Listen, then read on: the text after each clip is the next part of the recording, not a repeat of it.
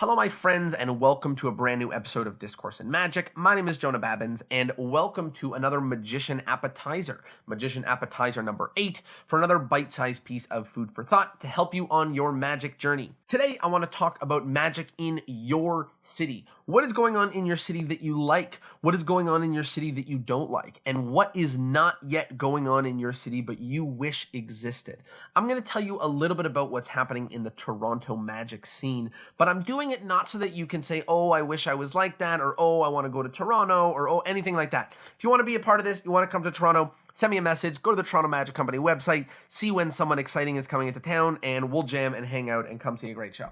That's not why I'm doing this. I'm doing this because I want you to help, number one, other people discover the amazing resources that are in your city. And number two, I want, if necessary, you to be the person to start and fill the gaps that might exist with magic in your city. When I started this podcast, I knew how lucky I was to be a part of the Toronto magic community. Not only do amazing magicians live here, worldwide talent live here, but also because it's such a big city, we have amazing magicians that come through town, whether on their touring shows or whether they're just in town to lecture. I was privileged to meet amazing magicians as a kid, and I wanted to share that experience with magicians all across the globe. Then a few years ago, when Ben Train and I launched the Toronto Magic Company, my relationship with Toronto Magic changed. I became the person to help fill some of the gaps that existed in this city, and it's been amazing to both plug into the amazing resources and amazing magic that exists in this city,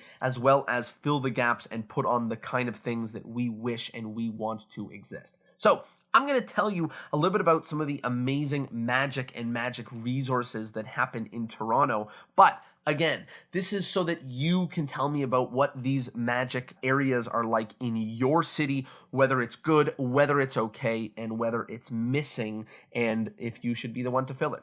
So let's start with magic shops. There used to be 2 magic shops in Toronto, but now there is one. Thankfully, it is an amazing magic shop, the Browser's Den of Magic. Not only is it such a warm and welcoming place, there's a table, people come and jam and hang out, but they also have everything you need, books, used books, and amazing tricks, new. They're up to date with the stuff coming in and new and exciting magic. A great place to be if you are even stopping through Toronto, but if you live here, you have to go check it out. That's shops. Number 2, I want to talk about magic clubs. So the Browser's Den, aside from being a shop, they also are kind of operate similarly to a magic club. Not only do they bring in regular lecturers, which not all magic shops do, but they also have a club that meets once a month where magicians come and hang out and share magic with each other the way a magic club should. There's lots of talented people that are part of the Toronto Magic Club and lots of talented people that come out to the lectures. There's a great community of people there. That's one of our magic clubs. The second is IBM Ring 17, the Sid Lorraine Hat and Rabbit Club, which has been going on since 1942. Holy crap. The Sid Lorraine Hat and Rabbit Club. It is an amazing magic club full of incredible people. And here's what I mean by amazing and incredible. It's the same people that have been a part of it for years and years. So you've got people who love each other, they know each other well, they know the kind of lecturers they love to bring in, and it's a great magic club. And if you live in Toronto, you've got to check it out, the Sid Lorraine Hat and Rabbit Club. Of course, I want to mention the Toronto Magic Company's magic club that is starting. It's called Alaka Jam, a monthly magic jam. It's growing and changing and things are happening, but right now, if you're a magician or if you know even one trick that you're willing to share, then you're welcome to come out to Alaka Jam. And that is the Toronto Magic Club scene happening here. Next I want to talk about is magic conventions. There was a secret magic convention, 51 Faces North, happening through David Ben for many, many years. Obviously, that's invite only, and only a certain number of people were there and were invited, but it was a magic convention in Toronto nonetheless. But of course, the big prominent magic convention here is the Browser's Bash, put on once again by the Browser's Den. It is an incredible magic convention. Yes, there's great talent. Yes, there's amazing people, but it's really all of the Toronto magic community all in one room at one time. So really, really positive, really incredible, a great magic convention. There's also magic organizations. The one that I'm going to shout out very briefly is Magicana, who's an amazing magic organization. You've heard me interview Julie on the podcast. You've also heard me recommend some of their resources like the screening room where you can watch old footage of magicians performing. And they're just an amazing magic organization that exists in the city. And lastly, most exciting for me is magic shows. There's two types of magic shows. Number one, there's the show that features just one magician, maybe happening once a week or once a month, depending on where you are. And then there's the shows that are variety shows with a variety of magicians.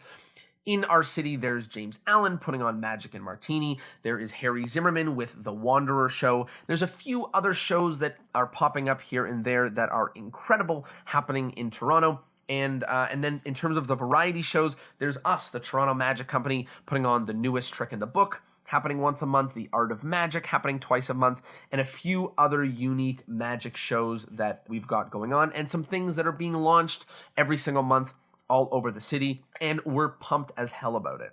Historically, Toronto has been a really exciting place for variety magic shows. James Allen ran Magic Tonight for many years, giving a ton of magicians an opportunity to get up on stage and perform, possibly for their very first time on stage. Toronto historically has Harper's Dinner Magic Theatre, which was a place where some of the best magicians that you know now, some of the best Canadian magicians that you know now, got their start performing at Harper's. Toronto has a rich history of magic variety shows, and right now we are pumped to be able to share that with the world. Now comes the punchline, the most exciting part. So now you know the places to look. Magic conventions, magic organizations, magic clubs, magic shops, and magic shows. Do a little bit of research, do some digging, whether on Google, asking a few friends, calling in some resources, and seeing which of those things exist in your city. Something I didn't mention is there's probably an amazing magician who lives in your city, and whether he hangs out with the magicians or not, there's someone there who you definitely have to meet. So please do some digging. Find amazing magicians, find those resources in your city, and let me know. Share it on Facebook, Instagram, Twitter, on the podcast page, and tag me so that I know what magic is like in your city. But here is the most exciting part. If either one of those things does not exist, or it doesn't reflect, you think, the modern values or the way that you think it should exist, I think it's up to you to start it. If you want it to exist, you should be the person to start it. Whether it's a club or a whatever, I don't need to go through it all, but you should be the person to start it. I want to give a quick few shout outs to some people who are doing just that. Some of the boys in Indianapolis have started an amazing magic show, variety magic show. Shout out to Felice in Boston, who started the Boston Magic Lab, another regular monthly variety magic show. Another shout out to Brent Braun, who launched a magic shop / magic show / magic clubs, and so on and so on.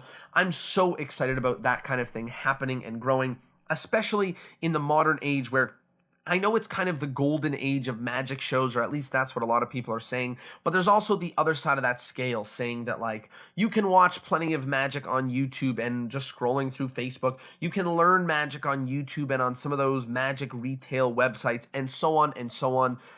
You don't need magic clubs, there's Skype and all of this different stuff, which I frankly don't believe. I think magic in person is the best way to go, whether you're watching it or learning it or buying it or meeting or anything like that, it is the way to go. So here's your to-dos for today. Number 1, find out what magic is like in your city and post about it on social media somewhere. Make sure to tag me so I know. Tell me, what do you like, what do you not like, and what is missing.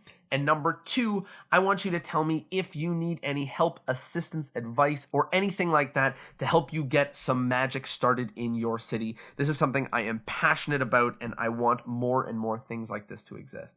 As always, thank you for being a part of it. Thank you for listening, and I'll see you next Thursday.